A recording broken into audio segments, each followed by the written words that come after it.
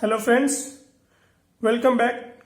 Today we are going to see the problem based on transportation. So let's start. The transportations problem is one of the subclass of LPP, linear programming problem. ठीक है? It can be stated in the following tabular form. वो इस तरह का दिखता है. एक तरफ डेस्टिनेशन रहेगा, एक तरफ ओरिजिन रहेगा. ये जो है x11, x12, x13 ये सब क्या है? Quantity transported from ith origin to jth destination. ये डेस्टिनेशन है आपका, ये ओरिजिन है. ये आपका जो है कॉस्ट है, ये आपका सप्लाई है, ये डिमांड है. तो चलिए देखते हैं क्या ये क्या लिख देते हैं इसको. CIJ क्या है? Cost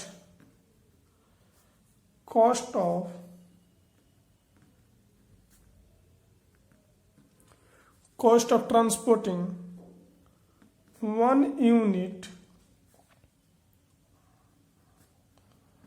of the product from ith origin to the jth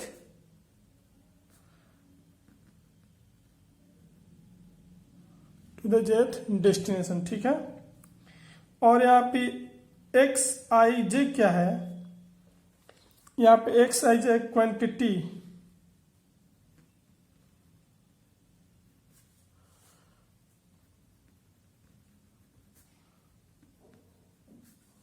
quantity transported from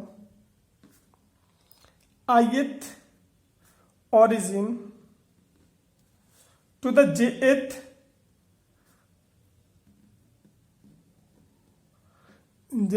destinations. तो बात आती है कि ये ट्रांसपोर्टेशन प्रॉब्लम करने का मेरा ऑब्जेक्टिव क्या है. ठीक है, तो चलिए देखते हैं ऑब्जेक्टिव क्या है, हम लोग क्यों यूज करते हैं. तो objective is to transport various quantity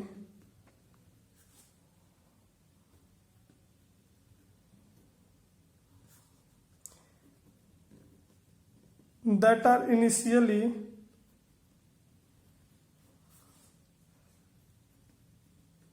stored at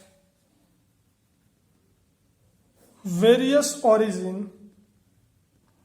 क्या ये बताता है कि कितना चार्जेस लगेगा, कितना कॉस्ट लगेगा various origin to the different destinations.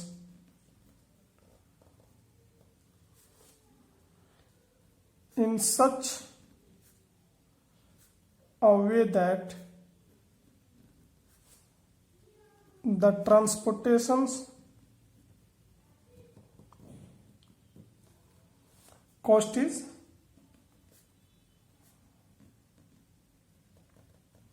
तो ये क्या बोल रहा है? ये बताता है कि जो हमको ओरिजिन से डेस्टिनेशन तक पहुंचाने में जो ट्रांसपोर्टेशन कॉस्ट लगता है वो क्या होना चाहिए? मिनिमम होना चाहिए. यही इसका ऑब्जेक्टिव होता है. तो आता है type of transportation problem. Type of TP, transportation problem. So basically there are two type of transportation problem. First one is called unbalanced.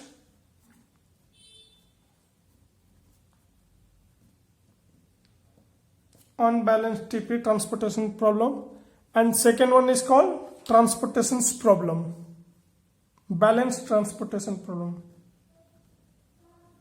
balanced TP. ठीक है.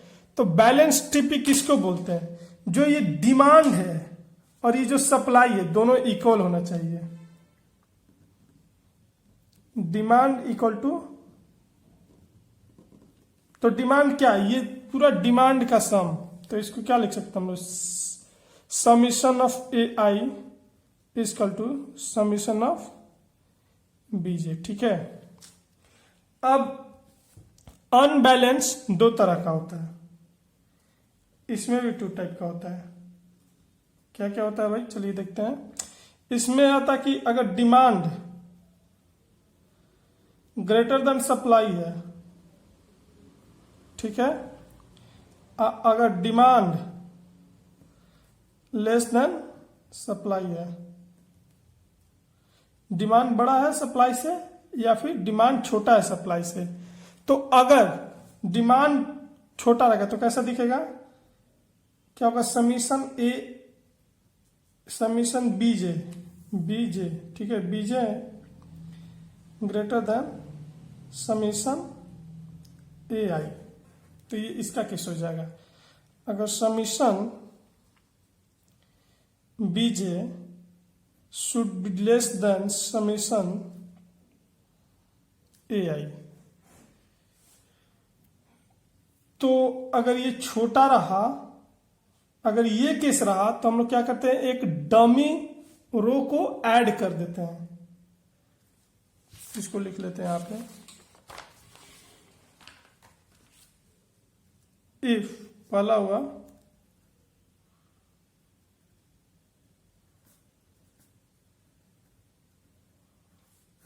देखिए, हम प्रॉब्लम को सॉल्व करेंगे, अगर अनबैलेंस में तो अनबैलेंस में सॉल्व नहीं होगा, इसको पहले बैलेंस में करना होगा। तो बैलेंस में करने के लिए हम देखिए क्या करते हैं, तो ये डिमांड अगर सप्लाई ये केस हुआ, तो ये केस हुआ तो हम लोग को क्या करना होगा, add dummy row with cost 0 के साथ, ठीक है, एंड सप्लाई इक्वल्स टू क्या हो जाएगा, डिमांड माइनस सप्लाई। हम लोग क्वेश्चन करके देखेंगे। और दूसरा जब केस रहा,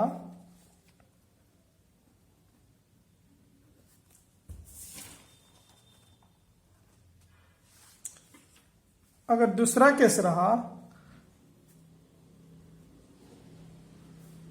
ठीक है, तो उसमें क्या करते हैं, ऐड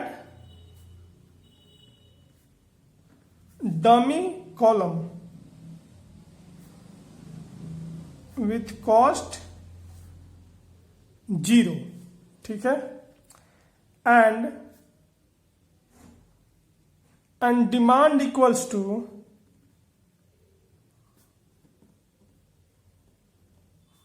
सप्लाई माइनस डिमांड। तो चलिए एग्जाम्पल लेते हैं और देखते हैं कि कैसे अनबैलेंस को हम लोग बैलेंस में कन्वर्ट करते हैं, और कौन सा फर्स्ट वाला में पड़ता है कि कौन सा सेकंड वाला में पड़ता है, उसको करके देखते हैं। तो फ्रेंड्स, ये मेरे पास क्वेश्चन है, इसको चलिए देखते हैं कैसे सॉल्व करेंगे। कैसे पता करेंगे कि ये कैसे पता करेंगे कि किस ग्रुप में आएगा, ठीक है। तो यहां demand equal to 10 plus 50 plus 30 plus 20, इसको जोड़ देंगे। इसको अगर जोड़ेंगे तो ये आएगा 110। और सप्लाई को देखेंगे, ये आपका डिमांड हुआ, ठीक है, demand equal to this. Supply को इस तरह से जोड़ेंगे, 30 प्लस 40 प्लस 20 प्लस 10, ठीक है, ये आपका हो जाएगा 100, ठीक है। तो यहां पे हम लोग क्लियरली देख पा रहे हैं कि डिमांड जो है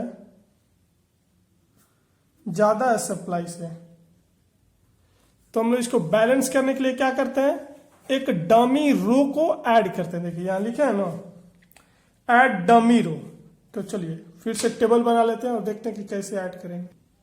तो अब हमको डमी रो ऐड करना है, तो एज इट इज इसको यहां कॉपी कर दे। डमी रो हमको ऐड करना, तो यहां O5 करके, ठीक है, ऐसे इसको एक्सटेंड कर देंगे। क्या बोला, और इसको क्या, कॉस्ट को 0 से इनिशियलाइज कर देना, तो 0 0 0 0, ठीक है। और इसका डिमांड जो है एज इट इज हम लोग लिख देंगे।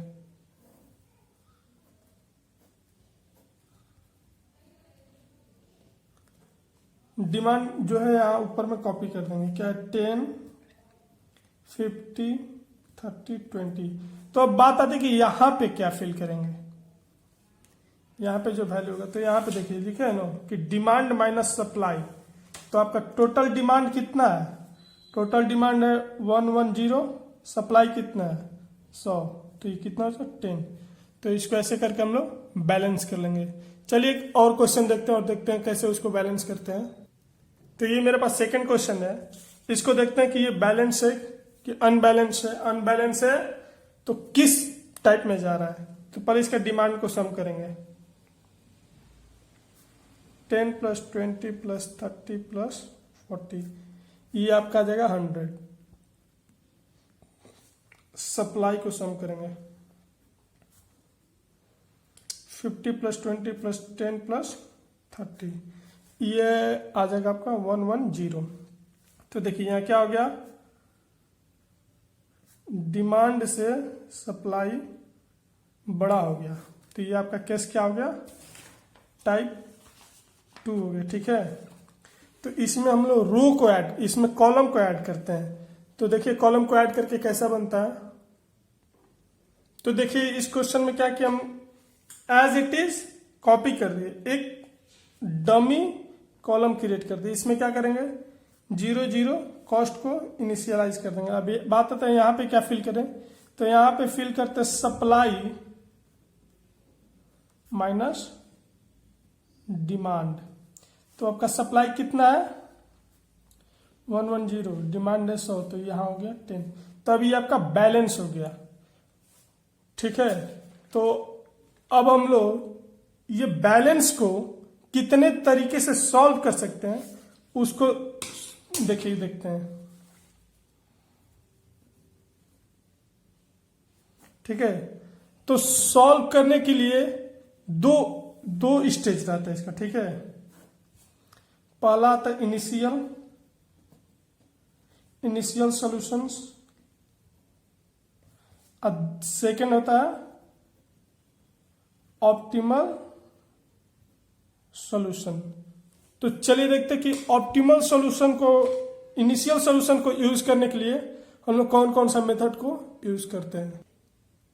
इनिशियल सॉल्यूशन को फाइंड करने के लिए हम लोग 3 मेथड का यूज करते हैं। पहला होता है नॉर्थ वेस्ट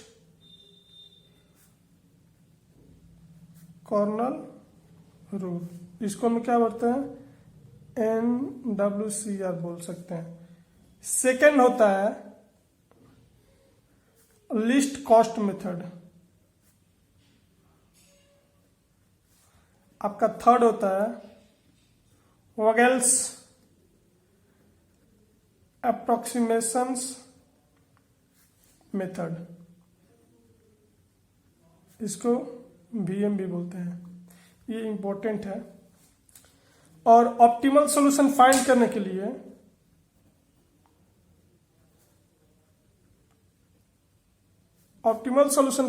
के लिए हम 2 मेथड का यूज करते हैं।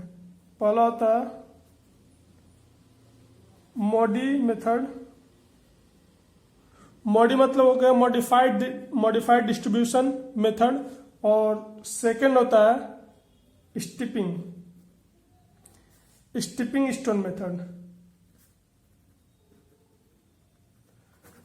तो फ्रेंड्स आज हम लोग देखें कि पहला ट्रांसपोर्टेशन मेथड क्या होता है, कैसा होता है, उसका टाइप देखें। अगर अनबैलेंस में तो उसको बैलेंस में कन्वर्ट करते हैं, अगर अनबैलेंस है तो उसको बैलेंस में कन्वर्ट करते हैं। उसके बाद कैसे कन्वर्ट करते हैं वो हम लोग देखें। सॉल्यूशन कितने तरह का होता है और उस सॉल्यूशन को कौन कौन से मेथड को सॉल्व कर सकते हैं। तो अगले वीडियो में हम लोग हर एक मेथड का बात करेंगे। तो थैंक यू। इसी तरह वीडियो को देखने के लिए मेरे चैनल को सब्सक्राइब करें। तब तक मिलते हैं नेक्स्ट वीडियो में। Good bye.